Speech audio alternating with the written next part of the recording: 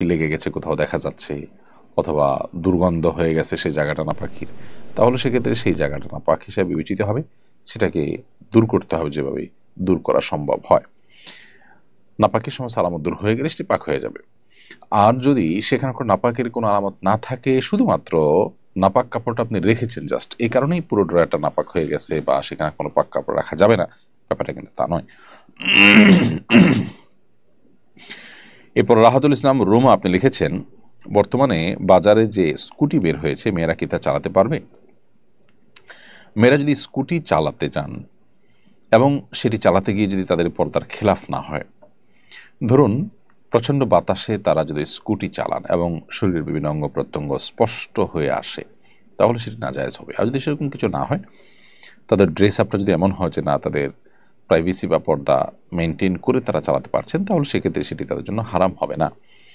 এবং সফরের দূরত্বে না গিয়ে ছোটোখাটো ট্রিপ যেগুলো ধারে কাছে থাকে, একান্ত প্রয়োজনীয় কাজ থাকে, সেগুলো তারা সারেন, তাহলে সেটি হারাম হয়ে যাবে না। এটি নির্ভর করে তাদের স্কুটি চালানোর সময় এবং পরিবেশ পরিস্থিতির উপরে। যদি পর্দার যে বিধিবিধান আছে সেগুলো নষ্ট না হয়, তিনি যেভাবে হাঁটছেন সেভাবে স্কুটি চালাচ্ছেন এবং স্কুটি চালাতে গিয়ে তার ড্রেস আপ কোনোভাবে পর্দার খেলাফের পর্যায়ে না যায়, শরীরের কোনো অঙ্গ প্রত্যঙ্গ ফুটে না ওঠে, তাহলে সেটি জায়েজ হবে।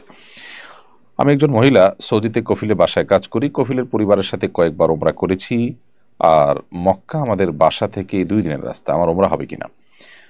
প্রথম কথা হলো বোন, আপনি দূরদেশে গিয়েছেন একটু রুটি রুজির জন্য। যারা আপনাকে মাহারাম ছাড়া সেখানে নিয়েছেন সেই সৌদিয়ানরা, তারা যেরকম গুনাহগার, এবে ক্ষেত্রে আপনি নিজেও গুনাহগার হবেন মাহারাম ছাড়া সেখানে সফর করার কারণে। এরপর দ্বিতীয় কথা হলো যে আপনি সেখানে চলে গেছেন, কাজ করছেন, বৈধ বা হালাল কাজ করে যদি আপনি উপার্জন করেন, হারাম থেকে বেঁচে থেকে উপার্জন করতে পারেন, তাহলে সেক্ষেত্রে আপনার সে উপার্জন হারাম হবে না, সেটা হালাল হবে। মাহরাম শাহ সফর করেছেন, সেটা একটি গুনাহের কাজ হয়েছে, তার জন্য আল্লাহর কাছে ইস্তেগফার করবেন। এখন যে উপার্জনগুলো করছেন সেগুলো হারাম হবে না যদি আপনি হালাল উপায়ে উপার্জন করে থাকেন। এরপরের প্রশ্ন হলো আপনার মূল প্রশ্ন যেটি, সেটি উত্তর হলো আপনি সফরের দূরত্বে আপনার কফিল বা মালিকের ফ্যামিলির সাথে যাচ্ছেন, যে ওমরা করে আসছেন। তো এই যে তাদের সাথে যাচ্ছেন, যে ওমরা করে আসছেন, এর কারণে আপনার ওমরা তো হয়ে যাবে, কিন্তু এটাও একটা গুনাহের কারণ। কারণ নবী করিম সাল্লাল্লাহু আলাইহি ওয়াসাল্লাম বলেছেন, লা তুসাফিরুল মারআতু ইল্লা মা'আদি মাহরামিন, কোনো নারী কোনো মাহরাম ছাড়া তিনি একাকী সফর করবেন না। আপনি যে কাজটি করছেন সেটি গুনাহের কাজ। এজন্য আল্লাহ তাআলা আপনাকে তৌফিক দিলে আপনি স্বামী বা মাহরামের সাথে কখনো ওমরা করবেন, আর না হলে ওমরা করবেন না, ওমরা করার জন্য ফরজ নয়। কিন্তু আপনার অবশ্যই মাহরাম নিয়ে সফর করার চেষ্টা করা উচিত এবং সফরে মাহরাম থাকা দরকার। এরপরে প্রশ্ন করেছেন এসকে মুস্তাকিম ব্লগ, এআইডি থেকে আপনি লিখেছেন, মৃত গরুর চামড়া বিক্রি করা যাবে কিনা? মৃত গরুর চামড়া তুলে যদি আলাদা করে বিক্রি করা যায়, অবশ্যই সেটি জায়েজ হবে। মৃত গরুর চামড়া থেকে যদি বেনিফিটেড হতে চান কেউ ব্যবহার করে, সেটাকে প্রসেস করে ব্যবহার করতে চান, সেটাও করতে পারবেন। হ্যাঁ, মৃত গরুর গোশত খেতে পারবেন না, সেটি হারাম। অতএব চামড়া বা অন্য কোনোভাবে সেটি থেকে যদি বেনিফিটেড হওয়ার সুযোগ থাকে, সেটি কিন্তু নিষিদ্ধ বা হারাম নয়। মাঝে মধ্যে অচেনা কবুতর এসে আমার কবুতরের সাথে জোড়া বাঁধে এবং ডিম দেয়, সেই ডিম থেকে বাচ্চা হয়। এখন ওই অচেনা কবুতর এবং ডিম ও বাচ্চার বিধান কি হবে? অচেনা কবুতর এসে যদি আপনার কবুতরের বাসায় এসে বাসা বাঁধে, তাহলে সেটি আপনার জন্য আসলে হালাল হয়ে যাবে না, কারণ এটি আপনার কবুতর নয়, এটির মালিক অন্য কেউ। আপনার কবুতরের সাথে মিশে যদি সেই ডিম পাড়ে, তো সেই ডিম আপনার হয়ে যাবে না, কারণ অন্য জনের কবুতর, অন্য মানুষের কবুতর এসে এখানে ডিম পেড়েছে। সো আপনার কর্তব্য হবে এখানে কে মালিক হতে পারেন আশেপাশে খোঁজখবর নিয়ে তাদের কাছে তাদের কবুতর বা কবুতরের ডিম হস্তান্তর করা। যদি কোনোভাবে সেই মালিক কিংবা ডিম খুঁজে পাওয়ার, ডিমের মালিক কিংবা কবুতরের মালিক খুঁজে পাওয়ার সম্ভাবনা না থাকে, আপনি চেষ্টা করে কোনোভাবে না পান, তাহলে কোনো গরিব বা অভাবী মানুষকে আপনার ওই ডিম বা ওই কবুতরটা, ওই কবুতর বা ডিমের মালিক যিনি হবেন তার তরফ থেকে, আননোন সেই মালিকের তরফ থেকে আপনি দান করে দিবেন। হ্যাঁ, যদি আপনি নিজে অভাবী গরিব মানুষ হন, তাহলে সেটা আপনি হারানো জিনিস যেরকম গরিব বা অভাবী হলে নিজে খেতে পারেন, ঠিক তেমনিভাবে আপনি নিজে এটি খেতে পারবেন যদি আপনি অভাবী বা গরিব মানুষের সংজ্ঞায় পড়েন বা তাদের কাতারে পড়েন। এরপর তাসফিয়া তাবাসসুম আপনি লিখেছেন, মায়ের সাথে বেয়াদবি করায় মা যদি সেই সন্তানকে নিজের নামের সম্পত্তি না দিয়ে অন্য সন্তানকে দেন, তবে কি গুনাহ হবে? বোন তাসফিয়া, কোনো মা কোনো বাবা সন্তান তাদের প্রতি বেয়াদবি করেছেন, কোনো অন্যায় আচরণ করেছেন, সেই জন্য তাদের নিজেদের সম্পদ যাতে মৃত্যুর পর সন্তান না পায় তার জন্য কোনো ব্যবস্থা করে গেলেন অথবা জীবদ্দশা বলে গেলেন, এটা সুযোগ নেই। কারণ সন্তান কোনো অন্যায় বা অপরাধ করলে আল্লাহর কাছে সে দায়ী থাকবে, মা বাবার সম্পদ থেকে বঞ্চিত করবার কেউ নয়। কারণ সম্পদ থেকে বঞ্চিত করার কোনো অপশন শরীয়তে নেই। আপনি সন্তান হিসাবে যখন মা বা বাবার সংসারে, তাদের বাসায়, তাদের ঘরে জন্মগ্রহণ করেছেন, বাই ডিফল্ট অ্যাজ এ সন্তান আপনার অধিকার হয়ে গেছে তাদের সম্পদের ভাগ পাওয়া। এখানে তারা চাইলেও আপনাকে সম্পদ থেকে বঞ্চিত করতে পারবেন না। ওয়ারিশ সূত্র যেটি, সেটি হলো যে বাবা মায়ের ঔরসে তাদের গর্ভে জন্মগ্রহণ করেছেন, সো সন্তান হিসাবে আপনি তাদের সম্পদের প্রাপ্য অধিকার আপনার চলে আসবে যতক্ষণ আপনি মুসলমান থাকবেন। কেউ মোরতাদ হয়ে গেছে, ইসলাম ত্যাগ করে চলেছে, তখন সে আর ওয়ারিশ থাকে না। সো এখানে অনেক মা বাবা যে তেজ্যপুত্র করেন বা সন্তানকে সম্পদ থেকে বঞ্চিত করেন, এই কাজগুলো অনুচিত, অন্যায় কাজ। সন্তান কোনো অন্যায় করে থাকলে সেটি আলাদা বিষয়, আল্লাহর কাছে তার বিচার হবে, কিন্তু তাকে সম্পদ থেকে বঞ্চিত করতে পারবেন না, বা সন্তান হিসাবে তাকে তেজ্যপুত্র তথাকথিত এটাও আপনি করতে পারবেন না। প্রিয় দর্শক, দেখতে দেখতে আমরা অনুষ্ঠানের ঠিক মাঝামাঝি পর্যায়ে চলে এসেছি। সময় হয়েছে ছোট একটি বিরতিতে যাওয়ার। আমরা বিরতির পর আবারও ফিরে আসছি প্রশ্নোত্তরের অনুষ্ঠানে। আশা করছি আমাদের সঙ্গেই থাকবেন ইনশাআল্লাহ তাআলা। কুরআন মানব জাতির মুক্তির সনদ, কুরআন আমাদের গাইডবুক। অথচ সমাজের খুব কম মানুষই কোরআন বোঝেন বা বোঝার চেষ্টা করেন। বছর জুড়ে কোরআন চর্চার লক্ষ্যে শুরু হলো আস-সুন্নাহ ফাউন্ডেশনের যাবৎকালের সর্ববৃহৎ প্রতিযোগিতা কোরআন বর্ষ। 2024 রমজান থেকে 2025 রমজান পর্যন্ত 6 ধাপে অনুষ্ঠিত হতে যাচ্ছে আল কুরআনুল কারীম পাঠ ও প্রতিযোগিতা। বিজয়ীদের জন্য থাকছে 3টি উমরাহ, 1টি কম্পিউটার, 5টি ব্যক্তিগত লাইব্রেরি, 6টি কিন্ডেল রিডার সহ 15 লক্ষ টাকার মূল্যবান সব পুরস্কার। আল্লাহ সুবহানাহু ওয়া তাআলা আমাদেরকে ভালো কাজে একে অন্যের সঙ্গে প্রতিযোগিতায় অবতীর্ণ হওয়ার নির্দেশ করেছেন। সুতরাং আসুন কোরআন চর্চার এই মহা আয়োজনে, কোরআনের এই বিশাল প্রতিযোগিতায় সামিল হয়ে নিজেদেরকে কোরআনের জ্ঞানে সমৃদ্ধ করি, জীবনকে করি কোরআনময়। পার্থিব সমস্ত মহামূল্যবান পুরস্কার জেতার পাশাপাশি আল্লাহ সুবহানাহু ওয়া তাআলার কাছ থেকে অফুরন্ত বিনিময় লাভের এই সুযোগটি যেন আমাদের কারোর হাতছাড়া না হয়। তাহলে আর দেরি নয়, শুরু করুন এখনই কোরআন বর্ষ, বছরব্যাপী কোরআন চর্চার এক অনন্য আয়োজন। আস-সুন্নাহ ফাউন্ডেশন, উম্মার স্বার্থে, সুন্নাহর সাথে। বিরতির পর আবার আপনাদেরকে স্বাগতম জানাচ্ছি সেরাই সমাধান অনুষ্ঠানে। আপনারা দেখছেন আস-সুন্নাহ ফাউন্ডেশন থেকে, আস-সুন্নাহ ফাউন্ডেশন স্টুডিও থেকে আয়োজিত সাপ্তাহিক সরাসরি প্রশ্ন উত্তরমূলক অনুষ্ঠান সেরাই সমাধানের 250তম পর্ব। আমরা বিরতির আগে অনেকগুলো প্রশ্নের উত্তর দেওয়ার চেষ্টা করেছি আপনাদেরকে। এই পর্যায়ে যে প্রশ্ন আমি দেখতে পাচ্ছি সেটি হলো, বেনামাজি স্বামীর খাবার দাবার ও সেবা যত্ন না করে তার সাথে দূরত্ব বজায় রাখলে কি গুনাহ হবে? এটা যদি হয় সাময়িক অভিমান হিসেবে, স্বামীকে সংশোধনের পথে আনবার জন্য একটি কৌশল হিসেবে, তাহলে সেটি জায়েজ হতে পারে। আর যদি তিনি বেনামাজি এই অজুহাতে আপনি তার সেবা যত্ন না করেন, তার থেকে দূরত্ব বজায় রেখে চলেন, তার সাথে নিয়মতান্ত্রিক সংসার এটি বর্জন করে দেন, তাহলে সেক্ষেত্রে সেটা জায়েজ হবে না। কারণ হলো, আপনি তার স্ত্রী হিসাবে তার অধীনে থাকলে অবশ্যই স্বামী হিসাবে তার যে প্রাপ্য অধিকারগুলো আছে সেগুলো আপনাকে আদায় করতে হবে। আর যদি স্ত্রী হিসাবে তার সংসারে আপনি থাকার কোনো সুযোগ না থাকে শরঈ কারণে, তাহলে সেক্ষেত্রে সেটি ভিন্ন বিষয়। তাহলে আপনাকে ডিভোর্সের যথাযথ উদ্যোগী হতে হবে। যদি সেটা করতে আপনি বাধ্য হন বা নিরুপায় হন বা সে সুযোগ থাকে, তাহলে সেটা ভিন্ন বিষয়। আপনি একই সঙ্গে তার স্ত্রী হিসাবে থাকবেন, আবার তার প্রতি আপনার কর্তব্যগুলো আপনি আদায় করবেন না, এটি কিন্তু সুযোগ নেই। অভিমানের জায়গাটা ভিন্ন। আপনি অভিমান করেছেন, তাকে সংশোধন করবার জন্যই সাময়িকভাবে এরকম কোনো উদ্যোগ নিয়েছেন যাতে তিনি ফিরে আসেন ভুল পথ থেকে, তাহলে সেটা ঠিক আছে, এটা পার্ট অফ ট্রিটমেন্ট বলতে পারি, সেটা ভিন্ন বিষয়। অতএব আপনি এক্ষেত্রে আপনার অবস্থানটা ঠিক কোন জায়গায় সেটা বের করে সিদ্ধান্ত গ্রহণ করতে হবে। নুরুন নাহার আপনি লিখেছেন, আমার বাবা আমার ছোট থাকতে আমাদের 6 ভাই বোনকে রেখে চলে যান। এরপর তিনি আরও একটা বিয়ে করেন। এখন তিনি অচল হয়ে পড়েছেন।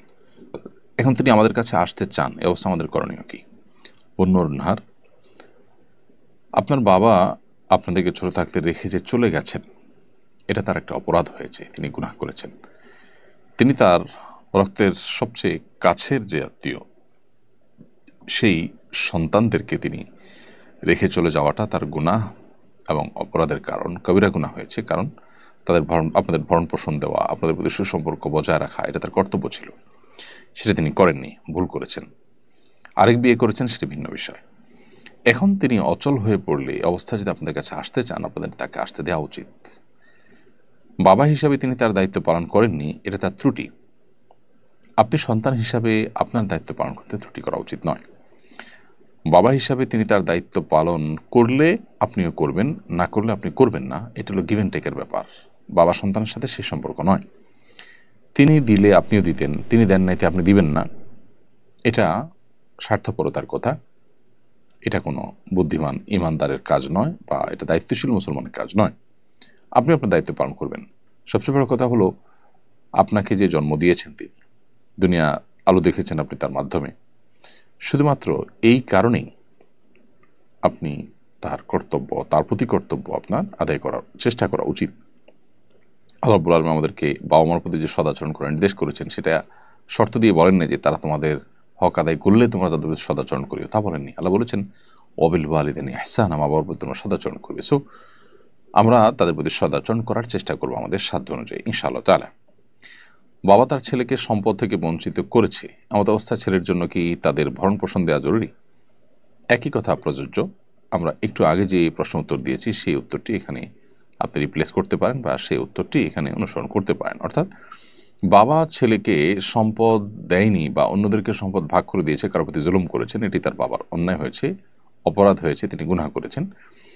কিন্তু বাবা বিপর্যস্ত হলে, বিপদগ্রস্ত হলে সন্তান হিসাবে তার ভরণ পোষণ দেওয়ার অপশন আসলে আপনি অবশ্যই তার ভরণ পোষণ দেওয়ার চেষ্টা করবেন। অর্থাৎ তিনি যে ভুল করেছেন একই ভুল আপনি করবেন না। রক্ত সম্পর্কীয় মানুষ হিসাবে সন্তানকে দেখভাল করা বা তার সম্পদে সন্তানের যে অধিকার আছে সেটা দেওয়ার কর্তব্য ছিল, তিনি সেটা করেননি। এখন বাবা যদি বিপদে পড়ে যান, তাহলে সেক্ষেত্রে সেই বাবাকে ভরণ পোষণ দেওয়া আপনাদের দায়িত্ব। এই ভরণ পোষণ দেওয়াটা সম্পদের বিনিময় নয় যে তিনি আমাকে সম্পদ দিবেন তাহলে ভরণ পোষণ দেব। সম্পদের বিনিময় যদি হয়, তাহলে যে সমস্ত বাবার কোনো সম্পদ নেই তারা কি ভরণ পোষণ পাবে না সন্তানের কাছ থেকে? তাহলে বোঝা গেল যে এই ভরণ পোষণটা বাবা আমার খরচ খরচা দেওয়াটা, এটা কিন্তু কোনো বিনিময় নয় যে সন্তান হিসেবে বাবার সম্পদে ভাগ পাবো সেই জন্য এটা দিচ্ছি, ব্যাপারটা তা না। বাবার সম্পদ থাকুক বা না থাকুক, ভাগ পাই কিংবা না পাই, সন্তান হিসাবে বাবার প্রতি আমার কর্তব্য এটি। বাবা তার কর্তব্যে ত্রুটি করেছেন, আমি আমার কর্তব্যে ত্রুটি করব না। এটি হলো একজন আদর্শবাদী, একজন প্রকৃত মুসলমানের কাজ। মনির হোসেন আপনি লিখেছেন, আমি একজন প্রবাসী, এখানে আমরা মাংস কিনে খাই, কিন্তু জানি না তা হালাল উপায়ে জবে করা হয়েছে কি না। এ অবস্থা আমাদের করণীয় কি? ভাই মনির হোসেন, আমি জানি না আপনি কোন দেশে আছেন। পৃথিবীর বিভিন্ন দেশে আমরা জানি হালাল সার্টিফিকেশন সিস্টেম রয়েছে। সেখানে কোনো গোশত হালাল উপায়ে যদি জবাই করা হয়ে থাকে, তাহলে সেটার উপরে হালাল সার্টিফিকেশন সিল লেগে থাকে সাধারণত। এবং হালাল সার্টিফিকেশন বেশিরভাগ দেশগুলোতেই এটা খুব ভালোভাবে মেনটেন করা হয়। আমাদের দেশের মতো যা হালাল নয় সেটাকে হালাল লিখে দেওয়া, নামকা আস্তে হালাল সার্টিফিকেট দিয়ে দেওয়া, এ ধরনের জিনিসপত্র বা এই ধরনের কাজকাম তারা সাধারণত করেন না। তারা চেষ্টা করেন সচরাচর যেটা লিখবেন সেটা যেন বাস্তবসম্মত হয়, সেটিকে মেনটেন করতে। তো সেই জায়গা থেকে আপনার এই যে মাংস কিনে খাচ্ছেন, সেখানে যদি হালাল সার্টিফিকেশন থাকে আপনি সেটি খেতে পারেন আল্লাহর উপর ভরসা করে, বিশেষ করে হালাল সার্টিফিকেশন সিস্টেম যদি সেখানে থাকে। আর যদি সেখানে হালাল সার্টিফিকেশনের কোনো ভ্যালু না থাকে, সেটা যেন তেনভাবে দিয়ে দেওয়া হয়, আপনি জানেন, তাহলে সেক্ষেত্রে আপনি এটা অ্যাভয়েড করতে হবে। এটা আপনার তাকওয়ার দাবি। আর যদি হালাল সার্টিফিকেশন না থাকে, তাহলে সেক্ষেত্রে সেটা খাওয়ার কোনো কারণ নেই, কারণ অমুসলিমরা কীভাবে জবাই করেছেন না করে সেটা আপনি জানেন না। তানজিন আহমেদ আপনি লিখেছেন, আমি একজনকে পছন্দ করি, সে মুসলমান আর আমি ছিলাম হিন্দু। আমি তার কাছেই কালিমা পড়ে মুসলমান হয়েছি। আমি আল্লাহর উপর বিশ্বাস রেখে ইউটিউব দেখে নামাজ পড়ি, কিন্তু সূরা পারি না, চেষ্টার সাথে সাথে পড়তে। আমার নামাজ হবে কিনা প্লিজ উত্তর চাই। বোন তানজিনা, আপনি ইসলামে এসেছেন, আল্লাহ তাআলা আপনাকে ইসলামের উপর অটল অবিচল থাকার তৌফিক দান করুন। ইসলামটা শুধু বিবাহের জন্য না হয়ে ইসলামের সত্য উপলব্ধি করে সত্যি অন্তর থেকে আল্লাহর কাছে সারেন্ডার করার পদক্ষেপ হিসাবে এটি যেন হয়, সে চেষ্টা আপনার করা উচিত, এবং অন্তত এই মুহূর্তে সে রিয়েলাইজ আপনার করা উচিত যে এটি বিবাহের জন্য কোনো মাধ্যম নয়, বরং এটি সত্যকে উপলব্ধি করে আপনার সত্যে ফিরে আসার প্রচেষ্টা। তো ইসলাম গ্রহণ করবার পর আলহামদুলিল্লাহ আপনি কালিমা পড়েছেন, কালিমার অর্থ বুঝেছেন, আল্লাহর একত্ববাদকে বিশ্বাস করেন, মুহাম্মদ সাল্লাল্লাহু আলাইহি ওয়াসাল্লাম রাসূল হিসেবে বিশ্বাস করেন, এবং শিরক যেগুলো আপনি আগে করতেন সেই শিরককে আপনি বর্জন করেছেন। আলহামদুলিল্লাহ, এর মাধ্যমে আপনি মুসলিম হয়ে গেছেন।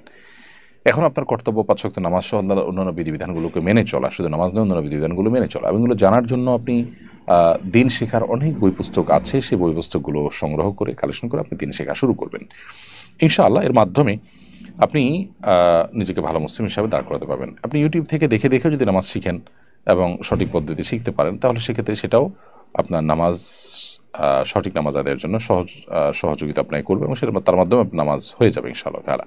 কিন্তু আপনাকে শিখতে হবে এবং শিখে সেটিকে আমল করতে হবে, এটি হলো মূল বিষয়।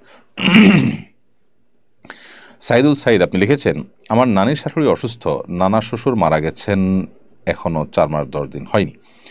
অসুস্থতার কারণে তাকে অন্য বাড়িতে নিয়ে যাওয়া যাবে কিনা? কোনো স্বামী মারা গেলে স্ত্রী 4 মাস 10 দিন পর্যন্ত ইদ্যত পালন করতে হয়, যেখানে আছেন সেখানে তিনি সময় কাটাতে হয়। একান্ত নিরুপায় না হলে, একান্ত প্রয়োজন না হলে, একান্ত বাধ্য না হলে তিনি সেই জায়গা ত্যাগ করে বাহিরে যেতে পারেন না। সে বাড়ির ভেতরেই বাইরের চোহর দিতে তাকে থাকতে হয় এবং সাজগোজ ইত্যাদি বর্জন করে চলতে হয়। এটি তার ইদ্যত বা শোক পালনের অংশ। এখন যিনি এই শোক পালন করছেন, আপনার নানি, তিনি নিজে যদি অসুস্থ হয়ে যান, তাহলে সেক্ষেত্রে তার চিকিৎসার প্রয়োজনে কিংবা তিনি সুস্থ থাকতে পারেন সেরকম পরিবেশে নেওয়ার প্রয়োজনে যদি সেই জায়গাটা ত্যাগ করতে হয়, সেটি জায়েজ হবে, সেটি না জায়েজ হবে না। এবং 4 মাস 10 দিনের মধ্যে এই কাজটি করলে সেটি গুনাহ হবে না। আমি শিগগিরই ওমরার সফরে যাচ্ছি ইনশাআল্লাহ। আমাদের কাফেলা প্রথমে মদিনা যাবে, এরপর মক্কায় নিয়ে আমাদের ওমরাহ করাবে। এমনটা করে যাবে কিনা? ওমরা পালনে প্রথমে মক্কায় যেতে হবে এমন কোনো শর্ত আছে কিনা? উত্তর হলো না। ওমরা পালনে প্রথমে মক্কায় যেতে হবে এমন কোনো শর্ত নেই। আপনি মদিনায় গেলেন, মদিনা থেকে আসার পথে মিকাত থেকে নিয়ত করে এহরাম বেঁধে তারপর আপনি ওমরা করলেন, সেটি করতে পারবেন।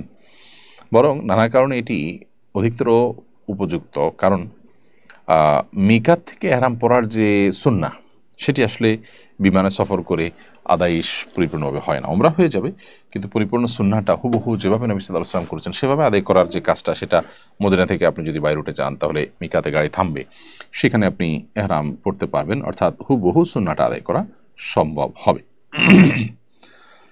এরপরে সাইদা আফরিন আশা আপনি লিখেছেন, আত্মীয়র মধ্যে কেউ যদি আমার মাকে মারে, তার সাথে আমার কি আচরণ করা উচিত? আপনার মাকে যদি কেউ আঘাত করেন, অথচ তিনি আপনার রক্ত সম্পর্কে আত্মীয়, তো আপনার মায়ের প্রতি তিনি জুলুম করলে, অবিচার করলে, আপনি সাধ্য অনুযায়ী সেটা প্রতিহত করবার চেষ্টা করবেন। কিন্তু সেটা প্রতিহত করতে গিয়ে আপনি নিজে যদি অন্যায় লিপ্ত হয়ে যান, তাহলে সেটা কিন্তু জায়েজ হবে না।